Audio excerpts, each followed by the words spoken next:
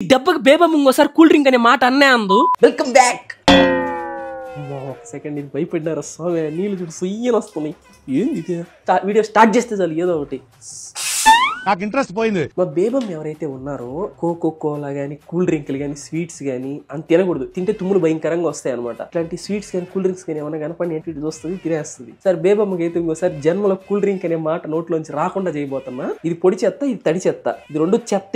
వీటిని ఎవరు తినొద్దు తాగొద్దు. మనం అయితే ఇప్పుడు ఈ తడి చెత్తని పొడి చెత్తని రెండింటిని కలిపేసి బేబమ్మ ముందర అయితే పెట్టబోతున్నాం అనమాట. అసలు ఆమె తీసుకుంటుందా తీసుకోదా అనేది అయితే చూద్దాం. మనం అయితే నైస్ గా కెమెరా సెట్ చేసుకుని బేబమ్మ అయితే టీవీ చూస్తా ఉంటే వెళ్ళి బేబమ్మ పక్కన కూర్చుంటా ఉంటే బాటిల్ వైపు ఆశగా చూస్తుంది. ఇంకొంచెం సేపు బేబమ్మకి అయితే నోరు ఊరిచ్చేసాం అనమాట. అక్కడే ఇంకా సమయం ఆసనం అయింది కాబట్టి బేబమ్మకి ఎదురుగా బాటిల్ పెట్టేసి అక్కడి నుంచి అయితే చెక్కేసాను. కానీ మా బేబమ్మ అయితే బాటిల్ తీసుకోలేదనమాట. నాకైతే చాలా డిసప్పాయింట్మెంట్ అనిపించింది. కానీ బేబమ్మ ఎందుకు తీసుకోలే తర్వాత అర్థమైంది. అక్కడైతే క్రాస్ చెక్ చేసుకుంది ఉన్నానా లేదా అని చెప్పి. ఆ తర్వాత వచ్చి బాటిల్ తీసేసుకునింది. బాటిల్ ఓపెన్ చేయడం అయింది, కోక్ మొత్తం బయటికి రావడం అయింది. ఆ తర్వాత బేబమ్మ వెళ్ళి మాప్ తీసుకొచ్చి మొత్తం క్లీనింగ్ కూడా చేసింది.